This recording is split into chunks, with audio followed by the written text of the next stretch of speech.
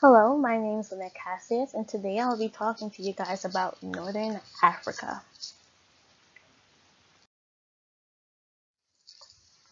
Now, first I'm going to go over what countries are part of Northern Africa. So, some of the countries that are part of Northern Africa are Algeria, Egypt, Libya, Mauritania, Morocco, Sudan, Tunisia, and Western Sahara.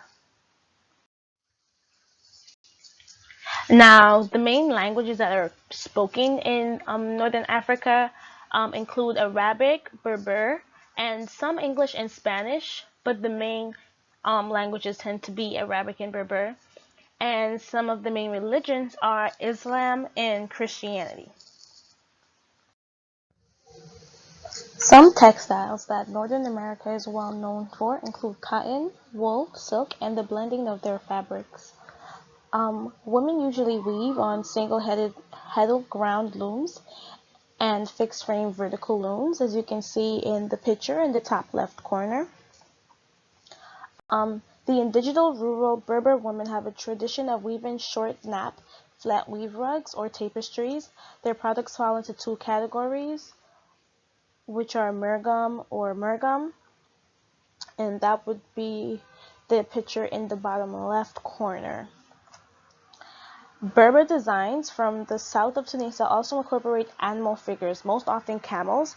And as you can see on the far right, I do have another rug, and you can see it's kind of like a geometric shape of camel figures. And it's very brightly colored and beautiful. The burnous or the bunas are tightly woven sleeveless hoodies, woolen cape or cloth, and they're often in a brown, blue, and they're worn in the winter by men. And an example of the burnous would be at the top, and it's navy blue. It's very loose and very large and comfortable. And lastly, the ajar is a large Berber shoulder coat woven using natural black and white wool and typically has horizontal bands decorated with supplementary weft patterns. So the example of the jar is at the bottom middle. You can see it's red and white. It has a lot of geometric shapes, a lot of use of triangles and diamonds. And you can see in both of the rugs, all of the rugs, there are a lot of geometric shapes going on. And it just makes it even look even more elaborate and more attractive. Okay, so the first country we're going to be looking at is Mauritania. Mauritania and West Sahara are democratic republican countries that occupy a large region of the northwest of Africa on the edge of the Sahara Desert. Arabic, Hassaniya, and Wolof are Mauritania's official language, although French is also common.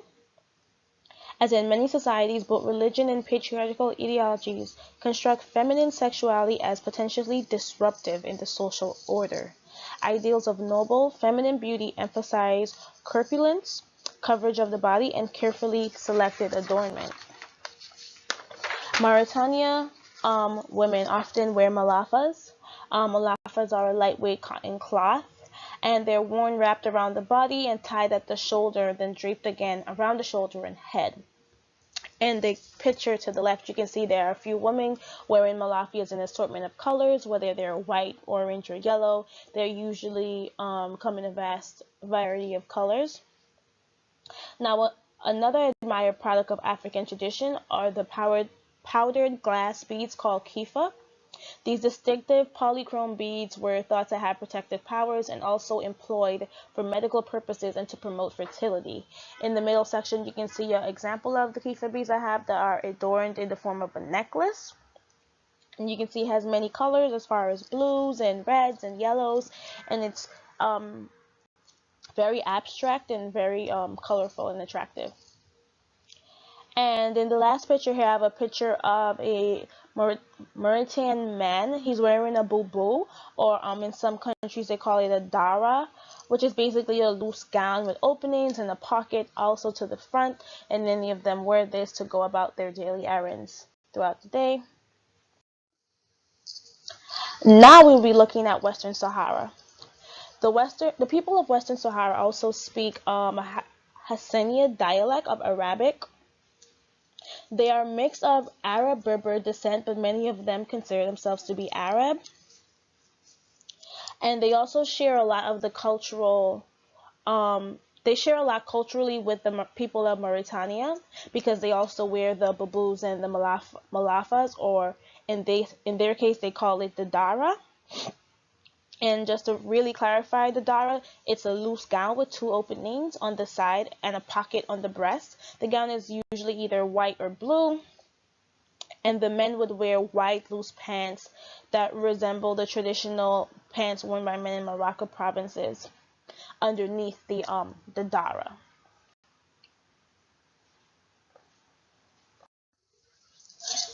The next country we will be looking at is Morocco. A well-known Moroccan proverb states, "Eat according to your own taste, but dress with the taste of others." This demonstrates the important public role dress plays in the northwestern corner of Africa. In contemporary Morocco, dress allows people to express their religious beliefs, cultural heritage, and economic status. Women, especially in the rural areas, dress their children to protect them from the evil eye. The evil eye can be described as a glance or look accompanied by a compliment that is connected with envy or covetousness. The evil eye can cause bad luck, illness, and even death. So because of this, the children often wear amulets around their necks, wrists, and anklets, or ankles, I should say, and are filled with herbs and writings from the Quran that protects them from jinn.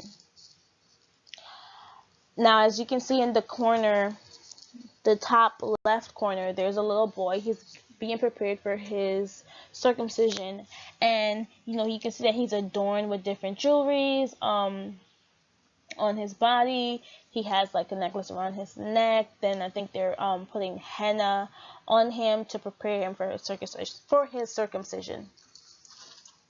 Now, the basic Moroccan traditional costume is the jalaba. This is a hooded overcoat with a loose fit designed to cover up the body. It's worn by both sexes, so men and women, but most commonly worn by women. Now, in the bottom, you can see an example of two Moroccan women walking through the streets, and they're wearing plain kaftans, and there are also people around them, and they're also wearing not kaftans. They're also wearing jalabas as well. Above them, we have women wearing the kaftan. The kaftan is essentially the jalaba without the hood.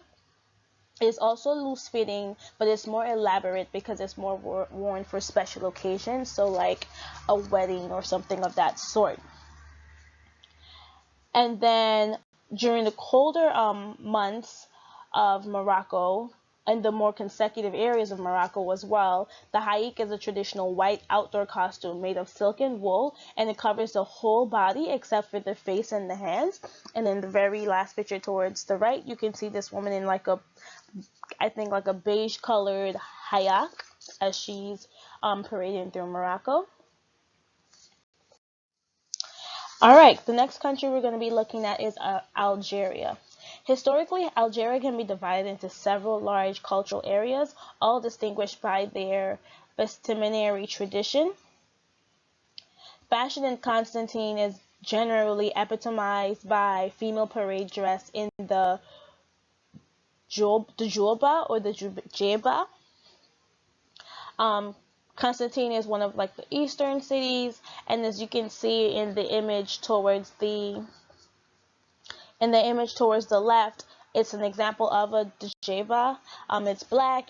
The djeba is usually long sleeves with a silk tunic. It's heavily embroidered towards the front and held together by a thin silk belt around the waist. And it's usually worn over a light long sleeve shirt with a pointed woven cap covered by a light veil. Now moving over to central Algeria, fashion trends tend to change rapidly, but however, several features remain the same as far as characteristics of women in those areas, as far as like the use of the karakol, which is an embroidered silk short jacket, and also like the white trousers, or as they would call it, the seroual. And as you can see in the picture in the middle, this woman is obviously in a very fashionable outfit, but you can see that she's wearing a very elaborate and embroidered caraco and these very wide-legged and shiny pants called the sarosos. And she also has the light veil and all of those extra accessories. Now moving on to Western Algeria, one garment that they're well known for is the dress of Tlemcen, which combines Berber items of clothing with an abundance of gold jewelry. So this includes like the very long jackets with the dresses underneath. They have the pointed veils, as well as tons and tons of elaborate gold jewelry and also gold embroidery. And up until a certain point of time, they actually used to use real gold to do all the gold stitching, but now they use more synthetic dyes to get the same gold look. Now, the next country we're going to be looking at is Libya. Libya has shared a long history of dress with its Mediterranean neighbors, Egypt, Algeria, and Tunisia, but unfortunately, research on issues of dress has been hindered by Libya's political isolation from the rest of the world. Now, the 20th century women that dress outside of the urban centers is noted for the silk trabelsi, which is a wrapper with distinctive stripes of dark maroon or black or yellow or blue. As you can see in the picture towards the left, these women are in trabelsis. The third lady is actually in the maroon color that I just spoke about. As you can see, it does have stripes, which give that distinctive factor for them. And also among their dresses, they're also well known for their silk embroidered slippers from the Oasis. They're usually dyed in an assortment of bright colors, most frequently red. These shoes feature a long tongue cut in the shape of the hand of Fatima, named after the mother of Muhammad. And towards the middle, you can see I have an example of the Oasis slippers. They're very elaborate in design. They have many colors attached to them. And it's just very fun and funky. And lastly, towards the end, I have the most typical item of dress, identifying its wearers as a Libyan man, and that's the Berber bunos, which is a floor-length outer garment woven of wool or camel hair, and it's usually made in a solid white, brown, or beige. Next, we have Egypt. The history of Egypt is long and complicated and highly influenced by the country's geographical location. The study of the dress of Egypt is facilitated by the hot, dry climate that has preserved the organic artifacts such as the textiles, the garment, and accessories. Flax is a very common fiber used, was a very common fiber used for textiles and garments during the prehistoric or the pharaonic periods. Wool was also sometimes used. So, I mean, a very iconic period for Egypt was the era of pharaohs, and Egyptians are well known for wearing their wigs and the shanties and the very transparent clothing, the use of like they said, the flax to create some of these garments. And a lot has changed since then. Now in modern day Egypt, they're heavily influenced by the Arab dress. The women now wear kamis and thabs as well as tarhas. And in the top middle picture, you can see some Egyptian women, and they look fairly similar to all of the other countries that we've recently seen that have Arab influences. They have the kamis around their heads. They have the thabs underneath. The men also wear thabs as well as head wraps, and also the Oasis city, they're well known for their dresses that are usually beautifully embroidered with a wide range of colors and a variety of stitching. The color orange is most often used, as well as shades of red with other accents, and also the use of coins. This is also another type of garment that's well known to Egypt. All right, so the next and last country country that we will be going over is Sudan, which is also the largest country in Africa. Now, before a certain time, both men and women in northern Sudan wore a simple wraparound skirt that only covered the lower half of the body. Now today, the women are well known for wearing the thabs, just like how we just saw in Egypt. That's usually wrapped in a highly standardized manner around the body with a fold to cover the head, but leaving the face largely uncovered. Another so-called traditional dress for the men would also be the jalabia, which is a full-length white t-shirt with long flowing sleeves. The heads are usually covered with turbans, which are usually wrapped in a distinctive fashion. And in the cooler weathers, they would wear these striped cotton shawls that are draped over one shoulder. And another common accessory for men would be the tajia, which is a snug-fitting skull cap, and is still sometimes handmade and crocheted, employing fine white threads. And that would bring me to the conclusion of my presentation. I hope you guys enjoyed it, and thank you so much for watching.